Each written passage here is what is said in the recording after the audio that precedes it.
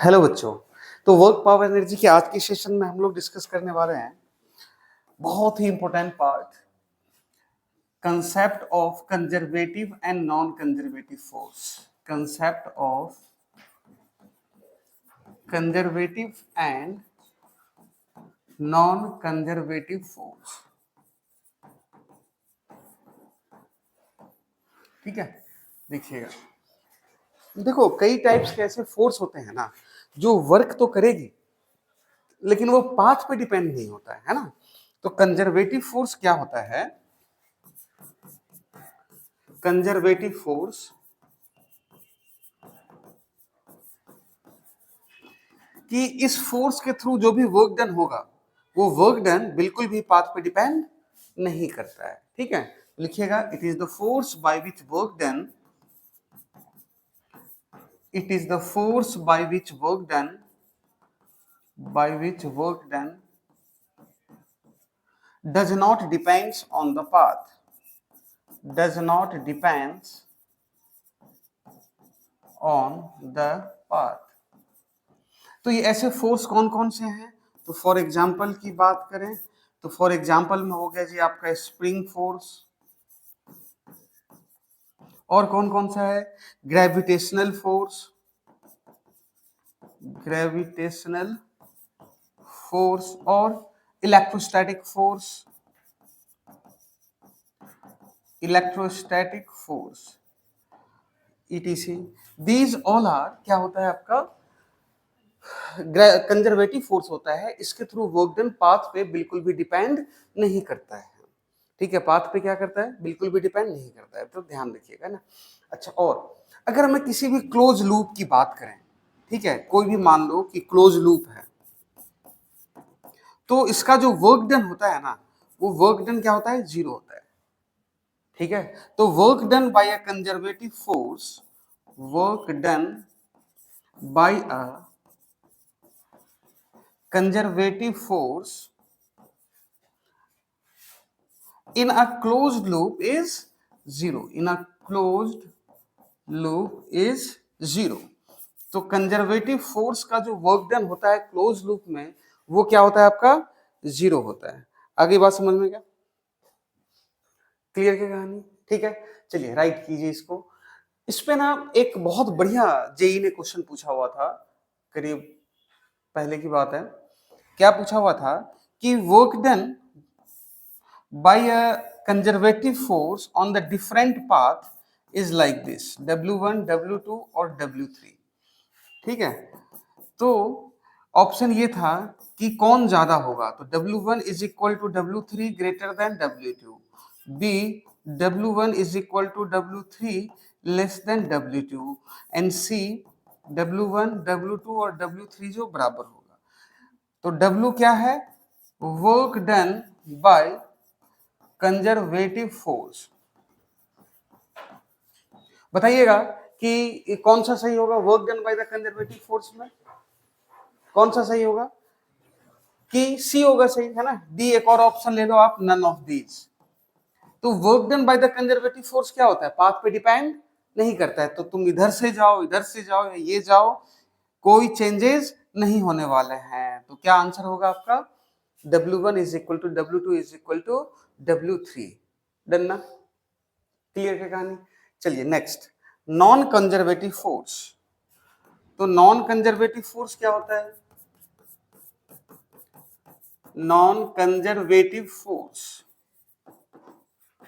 तो non conservative force एक ऐसा फोर्स होता है जिसके थ्रू वर्क डन, जिसके थ्रू वर्क डन क्या करेगा? पाथ पे डिपेंड करेगा। ठीक है, तो लिखिएगा, it is the force by which, it is the force by which work done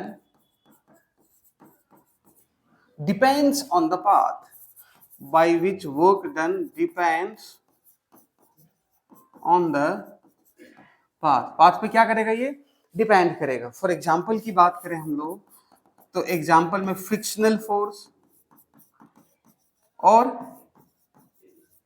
resistive force हो गया, एयर रेजिस्टेंस, या नॉर्मल डाल देता हूं मैं रेजिस्टिव फोर्स। तो ये क्या करेगा भाई, पाथ पे डिपेंड करेगा, और इसमें जो वर्क डन होगा क्लोज लूप में वो बिल्कुल भी जीरो नहीं होगा।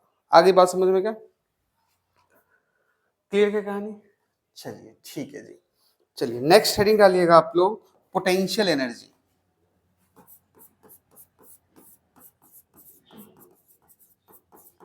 पोटेंशियल एनर्जी, काइनेटिक एनर्जी हम लोगों ने डिस्कस कर लिया था। चलिए अब एक अलग टाइप का एनर्जी हम डिस्कस करते हैं, कौन सा है, पोटेंशियल एनर्जी। तो पोटेंशियल एनर्जी जो होता है ना, वो एसोसिएटेड होता है always the relative position of the object. Clear ना, ठीक है। तो पोटेंशियल एनर्जी क्या होता है, always associated with the change in the relative position of the object. Clear ना, इन अ ग्रेविटेशनल फील्ड। क्लियर क्या कहानी, ठीक है। तो पोटेंशियल एनर्जी में लिखिएगा, it is associated with the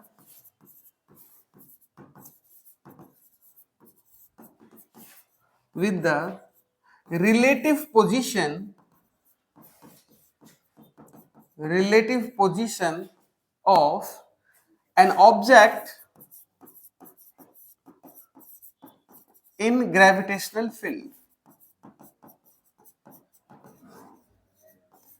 in gravitational field। Clear है क्या कहानी, रिलेटिव पोजीशन मतलब पोजीशन चेंज होगा ही होगा। फॉर एग्जाम्पल यहाँ m मास का ऑब्जेक्ट है, आपने इसको h हाइट ऊपर यहाँ लेकर के गए, तो यहाँ पे पोटेंशियल एनर्जी जी एग्जिस्ट करेगा ही करेगा, इसमें कोई परेशानी वाली बात नहीं, ठीक है ना। यहाँ पे क्या करेगा, पोटेंशियल एनर्जी करेगा ही एग्जिस्ट, ठीक है जी। अच्छा, पोटेंशियल एनर्जी, जब कभी भी पोटेंशियल एनर्जी की बात की जाएगी, then it always associated with the conservative force, है ना। तो लिखिएगा नेक्स्ट में, potential energy is always associated with the potential energy is always associated with the किसके साथ, conservative force, always associated with the conservative force. Clear क्या कहानी, ठीक है। अब मैं कंजर्वेटिव फोर्स में वर्क डन की बात करूं तो क्या होता है, एफ या next, work done by conservative force, work done by conservative force. तो work done by conservative force की बात करें तो देखिए समझिएगा, तो डी डब्ल्यू जो होता है ना, डी डब्ल्यू कंजर्वेटिव फोर्स के थ्रू जो वर्क डन होता है वो माइनस ऑफ क्या हो जाएगा, integration of F dot D are के बराबर होता है, ठीक है। और यही वर्क डन स्टोर किया जाएगा किसके फॉर्म में, पोटेंशियल एनर्जी के फॉर्म में। तो डी यू जो होगा वो माइनस ऑफ डी डब्ल्यू के बराबर आएगा। मतलब आपने जो भी वर्क डन करा है, जो भी वर्क डन करा है वो नेगेटिव कर दो तो वो क्या हो जाएगा आपका, पोटेंशियल एनर्जी। तो डी यू क्या हो जाएगा, माइनस ऑफ डी डब्ल्यू। तो हम लोग ये भी लिख सकते हैं, potential energy is negative of the work done, negative of the work done. Clear क्या कहानी, पोटेंशियल एनर्जी क्या हो जाएगा, negative of the work done. Then ना, फॉर एग्जांपल देखिएगा, आपने एक ऑब्जेक्ट को इस लेवल पे लेकर के जाओ और यहां से यहां ले जाओ, and suppose this height is h, ठीक है। तो वर्क डन क्या हो जाएगा, माइनस ऑफ mgh। क्या यही होगा, फोर्स नीचे, डिस्प्लेसमेंट ऊपर, क्या हो जाएगा, minus of mgh। But potential energy क्या हो जाएगा, potential energy minus of work done is equal to क्या हो जाएगा, mgh। तो पोटेंशियल एनर्जी कितना हो गया, mgh। आगे बात समझ में क्या। अब इसी को थोड़ा सा और मॉडिफाई कर लें हम लोग, मान लो सपोज करो ये ऐसे जा रहा है और यहां रख दिया हमने, और ये हाइट ना h है। अब बताना वर्क डन क्या होगा, यहां से उठा करके हमने यहां रखा, तो वर्क डन क्या हो जाएगा बच्चे, minus of mgh। Conservative force ना, आप कैसे ले गए इस पे कोई डिपेंड नहीं करता, किस पे डिपेंड करता है, ओनली पाथ पे। तो ये माइनस mgh। पोटेंशियल एनर्जी कितना हो जाएगा जी, mgh। क्लियर क्या कहानी, वर्क डन क्या हो जाएगा, माइनस mgh, पोटेंशियल एनर्जी क्या हो जाएगा, mgh। चलिए अब सपोज करो कि एक ऑब्जेक्ट को m मास का एक ऑब्जेक्ट है, h हाइट से नीचे आ रहा है, ठीक है, तो वर्क डन क्या होगा, work done by the gravity क्या हो जाएगा, mgh। तो पोटेंशियल एनर्जी कितना हो गया जी, माइनस ऑफ, ठीक है, माइनस ऑफ mgh मींस क्या, potential energy decreases, means potential energy decreases. Done ना। जब कंजर्वेशन ऑफ एनर्जी पढ़ेंगे देन आपको बताया जाएगा कि potential energy decreases means kinetic energy is increases, conservation of energy. Clear क्या कहानी, ठीक है, आगे बात समझ में। अब बात यह है कि पूछा ये जाता है कई बार, ऐसे क्वेश्चन बनाने के काम आएगा कि सर एच जो है ना उसको मैं कहां से लूं, कहां से रिफरेंस लूं। सपोज करो ये ग्राउंड है, ये टेबल है, और यहां से मैंने एक ऑब्जेक्ट को ऊपर फेंका, ठीक है, तो जनरली क्या माना जाएगा, जो अर्थ सरफेस का पोटेंशियल एनर्जी है वो रिफरेंस माना जाएगा, ठीक है। तो अर्थ सरफेस के लिए क्या हो जाएगा, पोटेंशियल एनर्जी H0 माना जाएगा। क्लियर क्या कहानी, ठीक है। तो नोट करके कुछ पॉइंट्स लिख लें।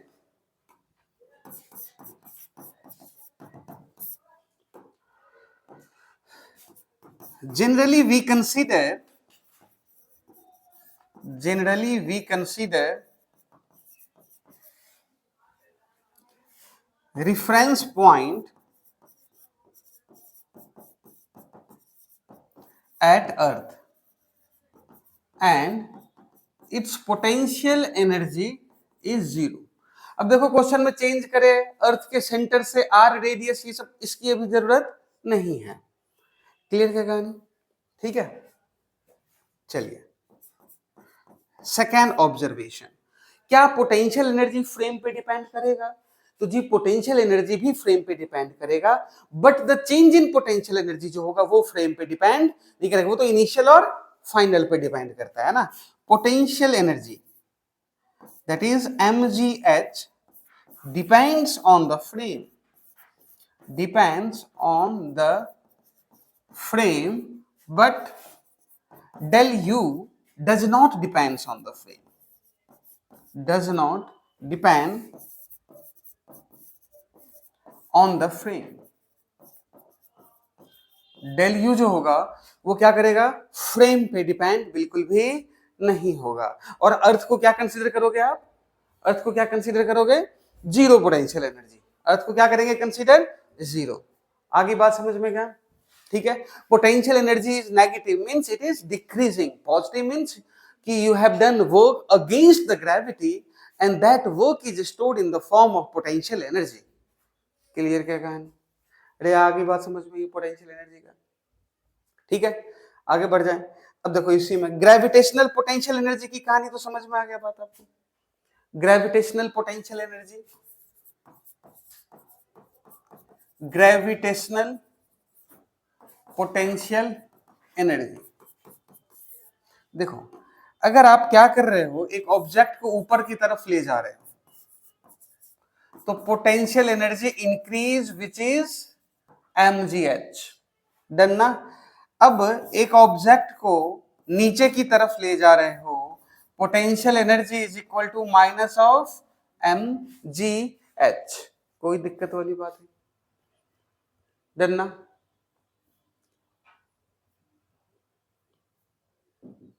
ठीक है, चलिए अब एक और समझते हैं हमें, ये समझ में आ गया बात।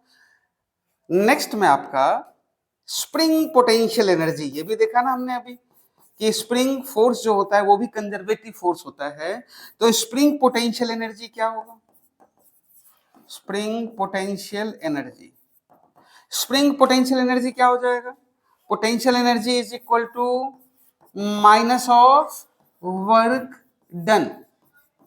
क्या यही होगा, spring potential energy is equal to minus of work done, मतलब माइनस ऑफ क्या हो जाएगा, half k x final square minus of minus ना, half k x final square minus of half k x initial square. क्या हमने यही पढ़ा था, work done by the spring क्या था, minus of half k x final square minus x initial square. तो बच्चे पोटेंशियल एनर्जी क्या हो जाएगा, half k x final square minus x initial square. Clear क्या, अगर कंप्रेशन हो या रेयर फ्रैक्शन हो, सपोज कीजिएगा, चलो ये लिख लिया क्या आपने, नेक्स्ट सपोज करो कि एक स्प्रिंग है, इनिशियली एट इक्विलिब्रियम है, और जैसे ही छोड़ा आपने एम मास नीचे आ गया जी, तो पोटेंशियल एनर्जी कितना स्टोर हुआ, पोटेंशियल एनर्जी कितना स्टोर हुआ, potential energy is equal to half k x square. बात समझ में आएगा। सपोज कीजिए कि हॉरिजॉन्टली स्प्रिंग रखा हुआ है और आपने ना फोर्स लगाया, और फोर्स लगाने की वजह से ये ना कंप्रेस होकर के कुछ ये एक्स नॉट कंप्रेस हो गया, बताना पोटेंशियल एनर्जी कितना, half k x not square. अगर यही इलोंगेशन होता तो पोटेंशियल एनर्जी कितना होता, हाफ के एक्स स्क्वायर। अगर यही मान लो कि सेम क्वेश्चन में एम फोर्स लगाया, जिसकी वजह से बच्चे क्या हो गया, इलोंगेशन हो गया, ये एक्स नॉट, तो पोटेंशियल एनर्जी क्या हो गया, half k x not square.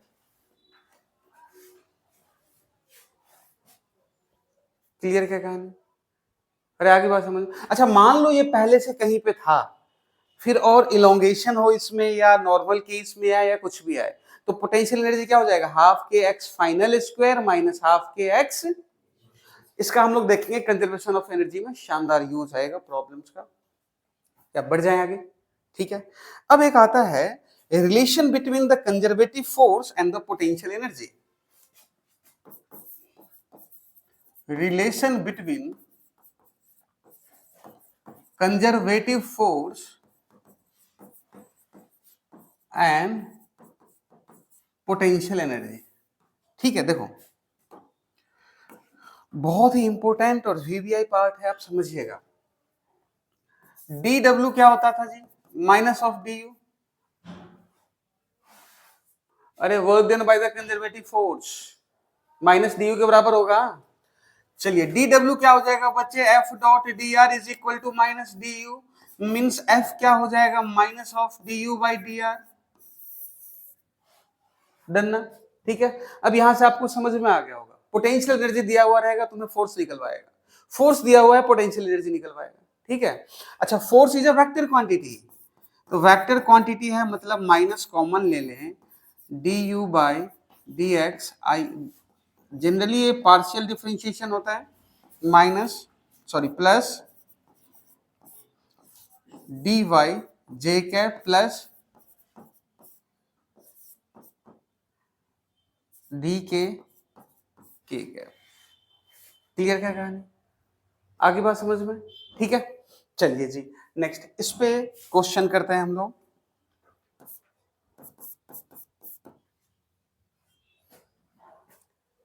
चलिए क्वेश्चन लिखिएगा, क्वेश्चन नंबर फर्स्ट।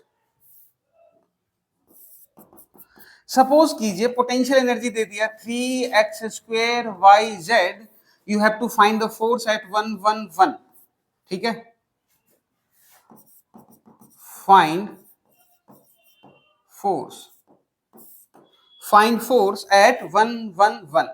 कैसे फाइंड किया जाएगा, तो फोर्स क्या होता है, minus D U by D X I cap minus D U by D Y J cap minus D U by D Z K cap. क्या यही फोर्स है।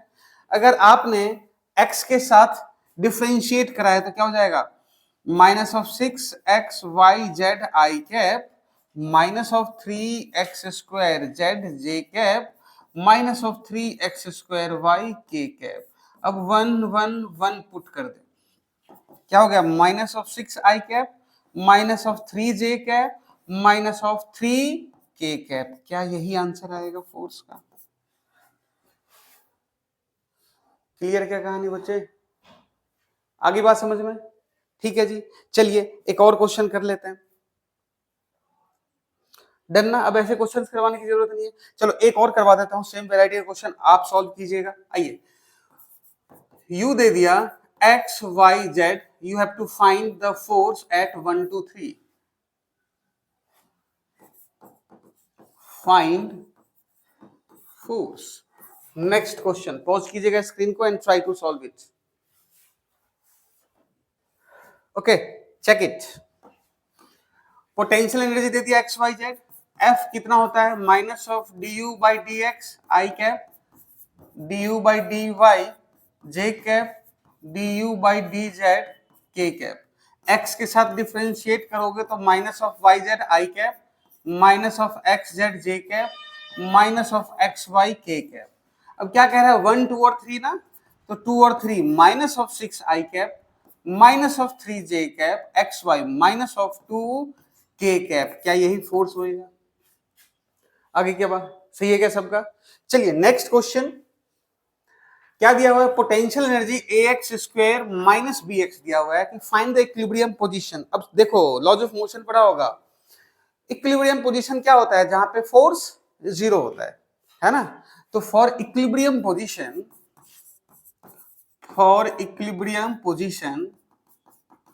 फोर्स क्या हो जाएगा, जीरो। मतलब minus D U by D x क्या हो जाएगा यहाँ पे, जीरो। मतलब 2ax माइनस, यही ना, plus b is equal to zero. मतलब x जो होगा वो b बाई 2a पे कहाँ होगा, इक्विलिब्रियम में होगा। कहाँ पे होएगा, b बाई 2a पे क्या हो जाएगा, ये इक्विलिब्रियम में होगा। क्लियर क्या कहानी? चलिए come to the next question. For a conservative force दे दिया है, फोर्स कितना दिया बच्चे, minus of 2x I cap plus 5y J cap plus 10k cap. और पोटेंशियल एनर्जी इनिशियल दे दिया है 50 joule. Find the potential energy final आपसे पूछ रहा है कितने पे, 3 4 और 5 पे आपसे पोटेंशियल एनर्जी फाइनल। कोई बात नहीं जी, निकाल देते हैं। F कितना होता है, minus of D U by D are.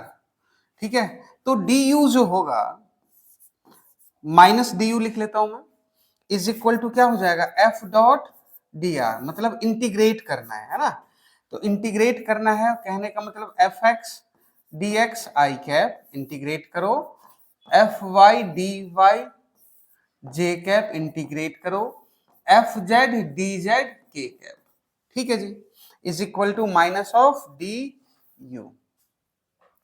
अब x के टर्म्स में देखो ध्यान से, क्या है, minus of 2x into D X. ठीक है, प्लस y के टर्म्स में क्या है, 5y into D Y. Z के टर्म्स में क्या है, 10 इंटू डी जेड। अब बता x कहां से कहां तक वेरी करेगा, तो पहले कहां था, ओरिजिन पे, अब 3 पे, तो 0 से लेकर के 3, ओरिजिन 0 से लेकर के 4, 0 से लेकर के 5, माइनस डी यू, तो minus you final minus you initial लिख दें। ठीक है जी, तो इसको हम लोग क्या लिख सकते हैं, you initial minus of you final. अब ये देखो 2 इंटू एक्स स्क्वायर बाई 2, 0 से लेकर के 3, प्लस 5 वाई स्क्वायर बाई 2, 0 से लेकर के 4, 10 जेड 0 से लेकर के 5, ये से ये कैंसिल आउट हो गया, तो 3 square plus 5 by 2, 4 square plus 10, 5 minus 0, तो ये कितना हो गया, 16 8 9 प्लस 40 प्लस 50 कितना हो गया, 99। ठीक है, अब बताना u इनिशियल कितना दिया हुआ था क्वेश्चन में, u final is equal to u initial minus of 99। u initial कितना दिया हुआ था बच्चे, 50 जूल ना, तो ये कितना हो गया, 50 minus of 99, u final which is equal to 49 joule minus में। क्लियर क्या कहानी? आगे बात समझ में? तो यहां से आपको ये सीखने को मिल रहा है कि सर अगर अपने को डी निकालना है ना, तो F X D X I cap की तो जरूरत ही नहीं है, plus F Y D Y plus F Z D Z. Clear क्या? आगे बात समझ में? चलिए, अब ये इक्विलिब्रियम का कंसेप्ट स्टार्ट हो गया है, तो हम लोग एक और पॉइंट पढ़ लेते हैं। ठीक है जी, कर लिया नोट सबने? नेक्स्ट हेडिंग डालिएगा, कंसेप्ट ऑफ इक्विलिब्रियम।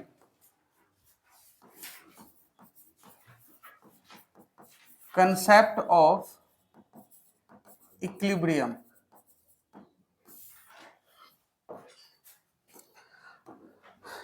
देखो, इक्विलिब्रियम मतलब एफ नेट तो जीरो है ही है।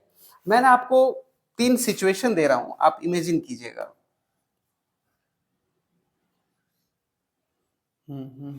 चलो बना देते हैं। एक ये पार्ट, ये पार्ट और एक ये पार्ट। ठीक है, ये है, दिस इज 1 2 3। अच्छा, अब कुछ भी नहीं लग रहा है इस पे, कुछ भी नहीं लग रहा। ठीक है, फोर्स जीरो है। क्या ये तीनों इक्विलिब्रियम में? All the 3 are in equilibrium ना? हाँ है ना? ये क्या है? तीनों इक्विलिब्रियम है। अब मैंने ना एक छोटा सा फोर्स लगाया, छोटा सा फोर्स मान लो इधर लगा दिया, तो ये ब्लॉक यहां आ जाएगा, और जैसे ही वो हटा फोर्स, क्या ये वापस अपने पोजीशन पे आ जाएगा? ठीक है, this is known as stable equilibrium.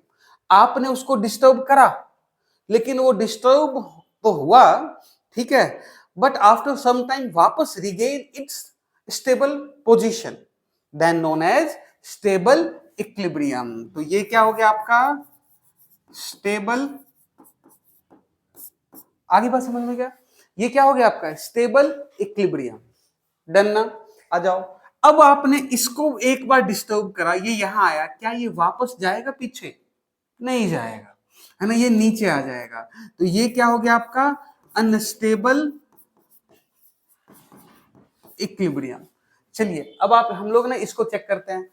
भाई साहब, जैसे भी डिस्टर्ब कर दो, कोई फर्क नहीं पड़ता है। तो ये क्या हो गया आपका? Neutral equilibrium.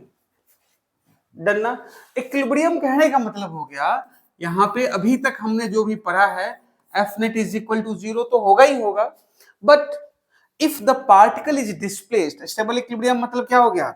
एफ तो जीरो होगा, एफ क्या हो जाएगा? जीरो हो जाएगा। क्लियर क्या कहानी?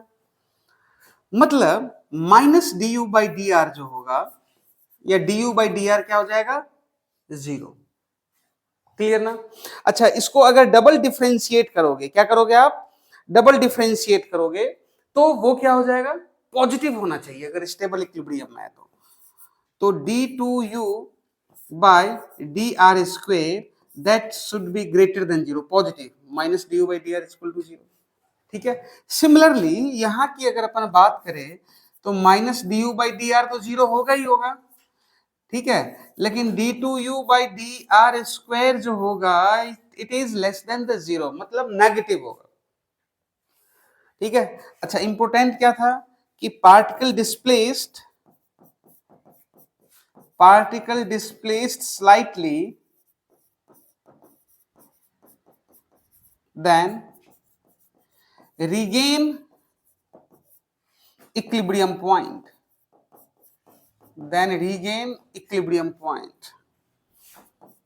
particle displaced slightly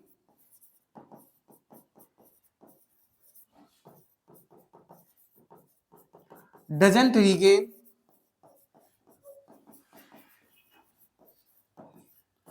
equilibrium point. Equilibrium point को क्या करेगा? रिगेन बिल्कुल भी नहीं करेगा। आगे बात समझ में? क्या? और अगर न्यूट्रल की बात कर लें, तो न्यूट्रल में क्या हो जाएगा? डी टी यू बाई, देखो ये तो है ही है, इसमें तो कोई चेंजेस नहीं होगा, लेकिन D two U by D R square जो होगा वो इक्वल टू 0 होगा। अब r अगर x के साथ वेरी कर रहा है देन x स्क्वायर, y के साथ देन y स्क्वायर, z के साथ देन z स्क्वायर। ठीक है, अब इस पे बेस्ड मान लो, सपोज करो कि यही क्वेश्चन दे दिया आपसे, आपको ये चेक करना है कि ये कैसा इक्विलिब्रियम है। u is equal to ax square minus bx दे दिया, और इसी में आपको चेक करना है कि बताओ which type of equilibrium this is, which type of equilibrium this is. क्या ये चेक हो जाएगा? जी बिल्कुल हो सकता है, बहुत आसान है चेक करना। तो आपने क्या करा, du by D x is equal to 0 कर दिया, x का एक वैल्यू निकाल दिया, क्लियर ना। वापस से एक बार डिफरेंशिएट करो, ठीक है, तो आपका minus of D U by D x कितना आ गया, minus 2ax minus of 2ax plus b, यही आया था। इसको दोबारा डिफरेंशिएट करो, d2u by D x square कितना आ जाएगा, माइनस ऑफ 2a। अब जो माइनस आया है बताओ वो पॉजिटिव या नेगेटिव, पॉजिटिव या नेगेटिव, नेगेटिव। तो स्टेबल या अनस्टेबल, अनस्टेबल। क्लियर क्या कहानी? तो ये कौन सा इक्विलिब्रियम हो गया बच्चे, अनस्टेबल इक्विलिब्रियम। तो जो आपने इक्विलिब्रियम में लिखा था, आप सेम क्वेश्चन लिख लें, सेम क्वेश्चन लिख लें, स्क्रीन को पॉज करें एंड सेम क्वेश्चन लिख लें। देखो ये जो माइनस का जो साइन है ना, एक बार करेक्ट कीजिएगा इसको। जो force for the equilibrium position यहां देखो, सिर्फ ना हम du बाई डी आर ही निकालते हैं, du बाई डी आर ही निकाला जाएगा, क्लियर है कहानी? ठीक है, du बाई डी आर, यहां पे भी क्या आ जाएगा, du बाई डी आर ही आ जाएगा, यहां भी क्या आ जाएगा, du बाई डी आर ही आ जाएगा। ये नेगेटिव साइन एग्जिस्ट नहीं करेगा बेसिकली, ठीक है, नेगेटिव साइन एग्जिस्ट नहीं करेगा। इस क्वेश्चन की भी बात करें तो यहाँ du बाई डी एक्स है जी, जनरली ये बच्चा करेगा, लेकिन ये क्या होगा, गलत है। du by D x is equal to 0, ठीक है, तो ये क्या हो जाएगा, 2ax माइनस बी, और d2u by D x square is equal to 2a greater than 0, means क्या हो गया, स्टेबल इक्विलिब्रियम। कौन सा हम फॉलो करते हैं, du by D x, normal force ना, पॉजिटिव नेगेटिव से कोई लेना देना, क्लियर क्या कहानी। अब आप इसको ऐसे ही लिख करके काट दीजिएगा, देन आप ये लिखिए, ठीक है, पॉज कीजिए, लिखिए फटाफट। Okay, come to the next question.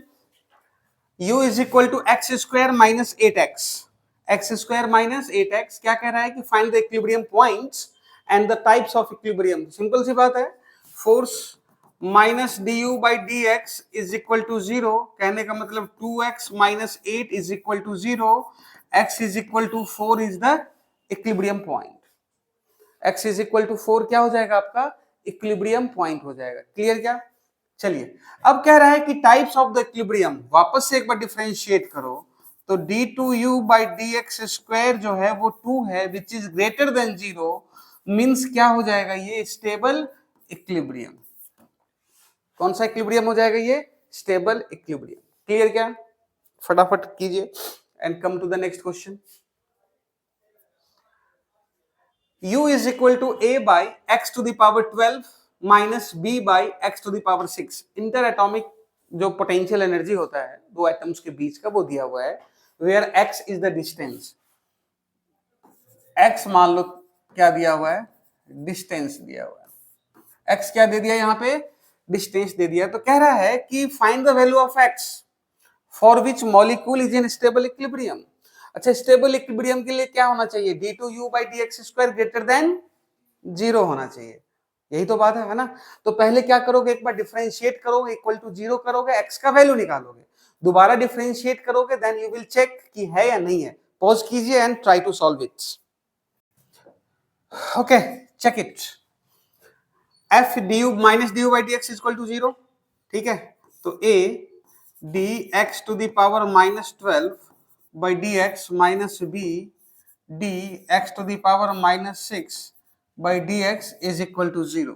ये बात है, इधर आ गया minus 12 a x to the power -13 minus minus plus b 6 x to the power -7 is equal to 0। -7 common ले लो, उधर चला गया, खत्म हो गया 0। तो कितना आ गया -12a x to the power -6 plus 6b is equal to 0 आ गया। -7 कॉमन ले लिया ना। चलिए जी, अब कितना बच जाएगा ये देखो, 6b is equal to 12a by x to the power 6। तो x का वैल्यू कितना आ गया, यहां से x का वैल्यू आ गया 12a by 6b to the power 1/6। ठीक है, मतलब समझना बात को ध्यान से कि इक्विलिब्रियम पॉइंट ये हो सकता है, अभी अपने को पता नहीं चला है। क्लियर ना कहानी, अभी अपने को बिल्कुल भी पता नहीं है, सिर्फ हमने एक बार du by D x is equal to 0 करा है। अब इसको दोबारा डिफरेंशिएट कर, जब आप इसको दोबारा डिफरेंशिएट करोगे, d2u by D x square करोगे, तो ये कितना आ जाएगा 12 इंटू 13 a x का पावर -14 और माइनस 6 7 42 b इंटू एक्स का पावर -8 -14। अब जब आप x का वैल्यू ये पुट करोगे ना, तो d2u by D x square greater than 0 ही आएगा। क्लियर क्या कहानी, आप अप्रोक्सीमेट कर सकते हो, x का पावर -8 कॉमन कर लो, x का पावर कितना हो जाएगा -6।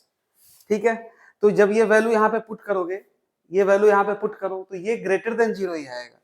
मतलब कितने पे ये इक्विलिब्रियम पॉइंट पे होगा, 12a upon 6b to the power, या अपन ऐसे कर दें 2a by b to the power 1/6। इस पे क्या होगा, ये इक्विलिब्रियम पॉइंट पे होगा, फोर्स 0 होगा। ये बात आई समझ में, ये आया समझ में कि मैंने कैसे करा ग्रेटर देन 0। अरे x का पावर -8 कॉमन ले लो, आप खत्म कर दो उसको बात, तो x का पावर -6 बचेगा। और ये क्या है, अगर ये देखा जाए तो x का पावर -6 6b बाई 12 हो गया। ये वैल्यू यहां पे पुट करोगे, डन ना, तो ग्रेटर देन 0 ही आएगा। यहां पे a और b जो दिया हुआ था, a and b is positive constant. a और b जो दिया हुआ था ना, वो एक पॉजिटिव कांस्टेंट है। तो x का वैल्यू कितना आ जाएगा आपका 2a by b to the power 1/6। Done ना। और ये बेसिकली जो इंटर एटॉमिक पोटेंशियल एनर्जी है ना, वो ये दिया हुआ रहता है।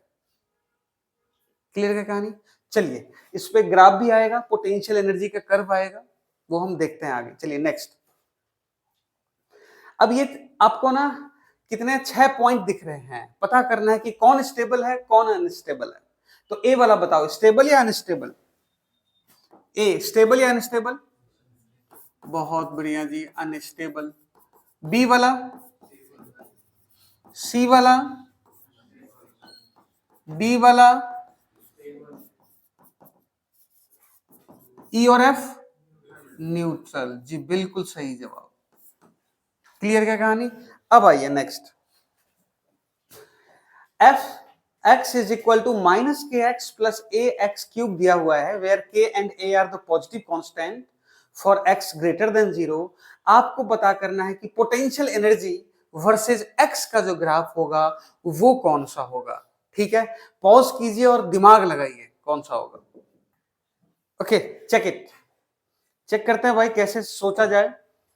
तो बेटे फोर्स दिया हुआ है -kx प्लस ax³। फोर्स क्या दे दिया, -kx प्लस ax³, और ये होता है -du बाई dx।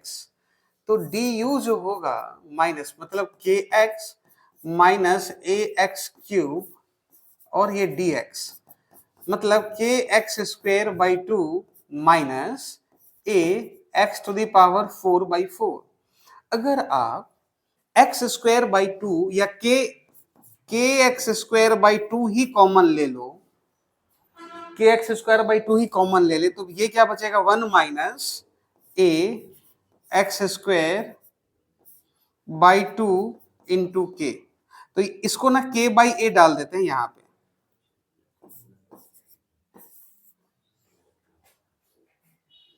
क्लियर क्या?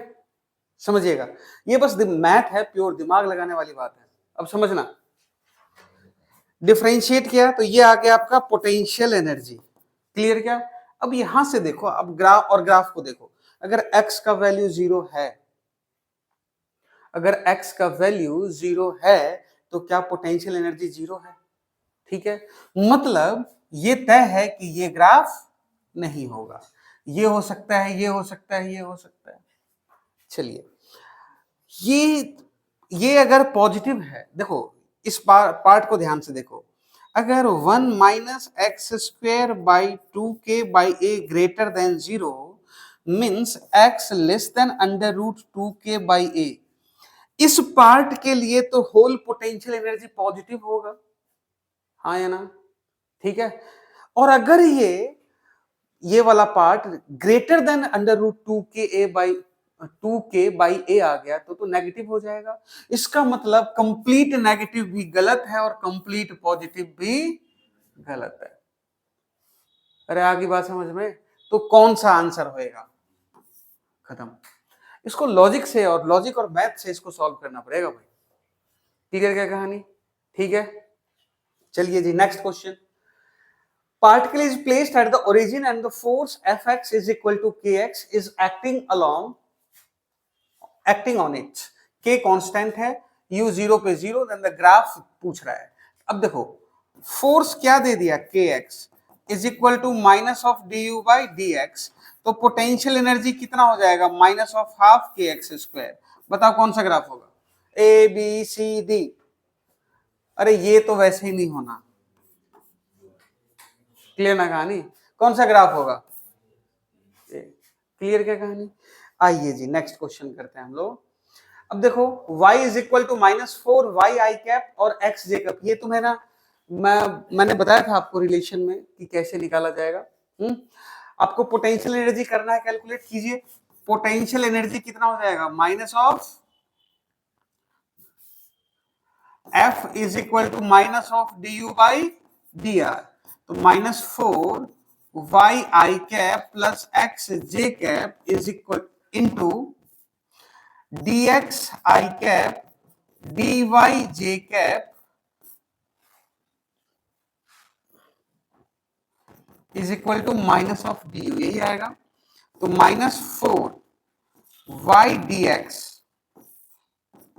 X d y is equal to minus u final minus of u initial, क्या यही होगा?